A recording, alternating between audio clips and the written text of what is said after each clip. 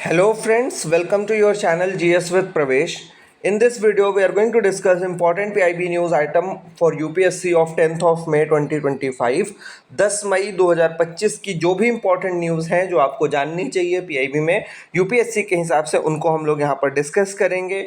और जो सबसे पहली न्यूज़ है हमारी that is related to Victory Day parade. ठीक है, तो अब ये विक्ट्री डे परेड कहाँ पर होती है? ये हर साल रशिया में मॉस्को में होती है। और कब होती है? 9th ऑफ मे को होती है। ठीक है, तो इस चीज़ को याद रखिएगा। विक्ट्री डे जो है वो हर साल 9th ऑफ मे को मनाया जाता है रशिया में।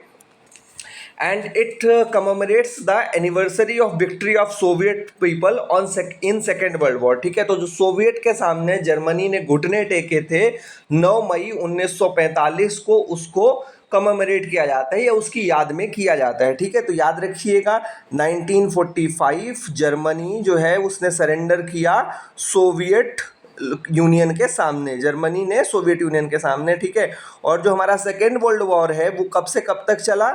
1939 से लेकर के 1945 तक। ठीक है, एंड 1939 को कब शुरू हुआ था? 1 सितंबर 1939 को शुरू हुआ था। तो इस चीज़ को याद रखिएगा। And finally it ended on 15 अगस्त 1945 जब जापान के ऊपर 2 बॉम्ब्स गिराए गए थे 6 और 9 अगस्त को हिरोशिमा और नागासाकी में। एंड आफ्टर दैट एंटायर जो पावर्स थी, जर्मनी हो गया, जापान हो गया, ऑल दीज पावर्स सरेंडर। ठीक है, तो इस चीज़ को याद रखेंगे हम लोग विक्ट्री डे परेड में। और हर साल बड़े नेता वहां पर जाते हैं। तो इस बार कौन गया था? रक्षा राज्य मंत्री Shri Sanjay Seth. He participated in the victory day celebrations during his visit to Russia from 8th of May to 9th May 2025। अब रशिया जो है वो इंडिया का बहुत पुराना एलाय रहा है, दोस्त रहा है। ठीक है, during the time of 1971 war India also signed a 20-year treaty of peace and cooperation with the erstwhile Soviet union. ठीक है, और सोवियत यूनियन से हमने अपने कॉन्स्टिट्यूशन में जो फंडामेंटल ड्यूटीज़ हैं वो वहीं से इंस्पायर्ड है, कॉन्स्टिट्यूशन ऑफ सोवियत यूनियन। ठीक है, तो इस चीज़ को याद रखिएगा। Now come to the next news. और जो नेक्स्ट न्यूज़ है हमारी that is related to maternal mortality rate. और जो स्पेशल बुलेटिन जारी हुआ है सैंपल रजिस्ट्रेशन सिस्टम के ऊपर, उसमें जो इंडिया की मैटरनल मोर्टेलिटी रेट है that has declined by 37 points from 130 per lakh live births in 2014-16 to 93 in 2019-21। ठीक है, तो 130 2014 में 130 थी और अभी जो है 2019-21 का जो सैंपल सर्वे आया है उसमें कितनी हो गई है? 93। ठीक है, तो इस चीज़ को याद रखेंगे हम लोग। मैटरनल मोर्टेलिटी रेट जो है वो क्या होता है? It is defined as number of maternal deaths per lakh live births. ठीक है, तो 1 लाख लाइव बर्थ्स अगर हो रहे हैं उसमें कितनी माताएं मर जाती हैं, कितनी मैटरनल डेथ होती है। मैटरनल डेथ का क्या मतलब होता है? Maternal death means any death during pregnancy और 42 days after termination of pregnancy. ठीक है, प्रेगनेंसी या फिर 42 डेज के बाद अगर कोई भी डेथ होती है तो उसको मैटरनल डेथ में काउंट किया जाता है। ठीक है, हमारा सस्टेनेबल डेवलपमेंट गोल्स 2015 से 2030 तक चल रहे हैं और सस्टेनेबल डेवलपमेंट गोल का टारगेट कितना है मैटरनल मोर्टेलिटी रेट का? 70। ठीक है, तो इस चीज़ को हम लोग याद रखेंगे। नाउ इन्फेंट मोर्टेलिटी रेट भी आया है, नियोनेटल मोर्टेलिटी रेट भी आया है एंड अंडर 5 मोर्टेलिटी रेट का भी डेटा जो है वो रिलीज किया गया है। अब ये सब क्या होते हैं? इन्फेंट मोर्टेलिटी रेट का मतलब है नंबर ऑफ इन्फेंट डेथ्स पर 1000 लाइव बर्थ्स। ठीक है, तो 1000 बच्चों में जो लाइव बर्थ्स हो रहा है उसमें कितने बच्चे की डेथ होती है उसको बोला जाता है इन्फेंट मोर्टेलिटी रेट। ठीक है, नियोनेटल मोर्टेलिटी रेट का मतलब है कि number of deaths with in 1 year. ठीक है, तो 1 साल के अंदर कितने बच्चों की डेथ हो जाती है उसको नियोनेटल मोर्टेलिटी रेट बोला जाता है। अंडर 5 मोर्टेलिटी रेट का क्या मतलब है कि 5 साल से कम उम्र के कितने बच्चे खत्म हो जाते हैं या डेथ हो जाती है उनकी, that is referred to as under 5 mortality rate. तो IMR हमारा इन्फेंट मोर्टेलिटी रेट कितना हो गया है? That has come down to 27। ठीक है, तो 27 हो गया है। नियोनेटल मोर्टेलिटी रेट जो है वो हमारा कितना हो गया है? 19 हो गया है। ठीक है, और सस्टेनेबल डेवलपमेंट गोल्स में टारगेट कितना है?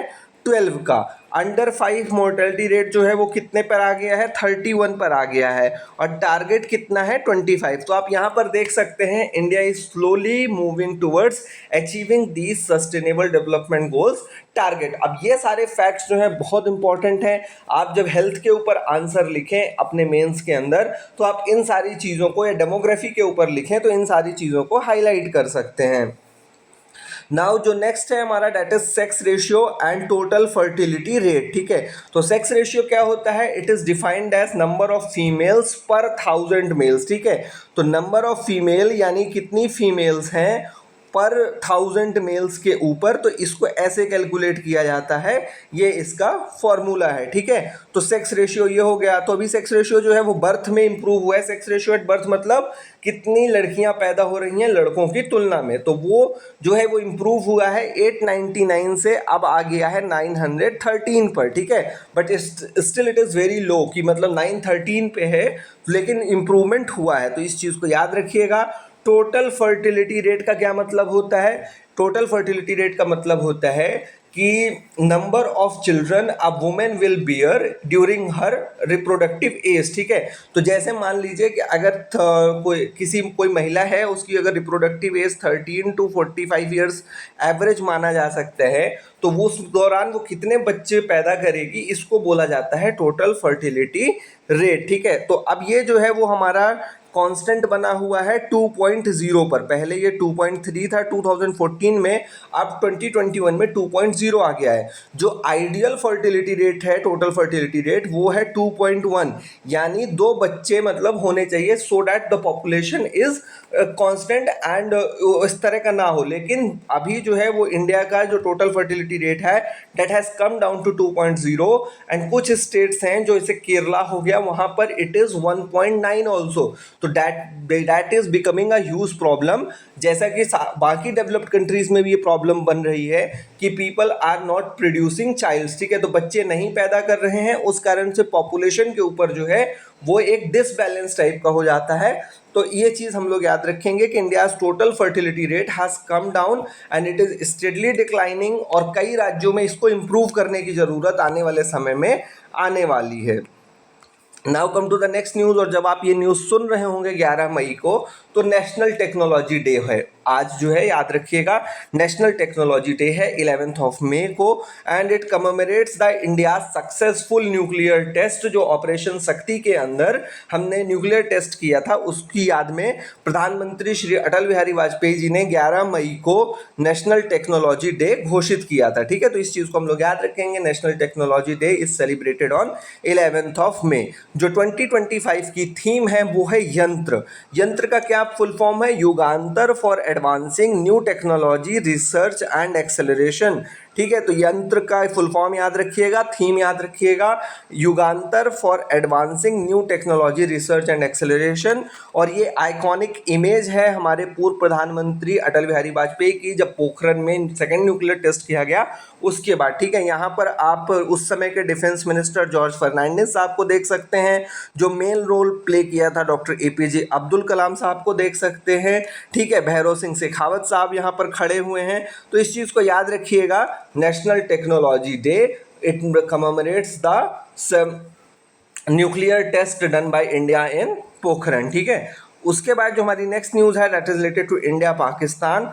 And yesterday a news came कि DGMO India Pakistan has agreed upon ceasefire. ठीक है, तो सीज फायर के लिए एग्री किए हैं, लेकिन उसके बाद ही अगर आप रात में देखा हो आप लोगों ने, तो ceasefire violation has taken place.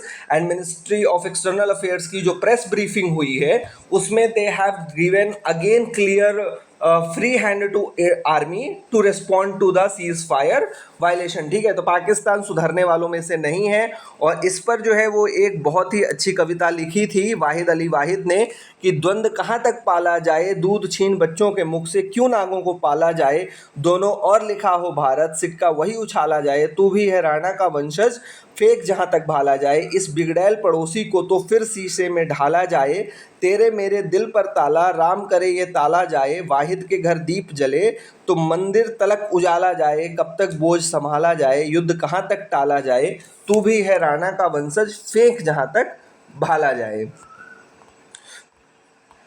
तो ये थी आज की सारी important news. Thanks for liking. Please do like, share and subscribe our your channel. Thank you and have a great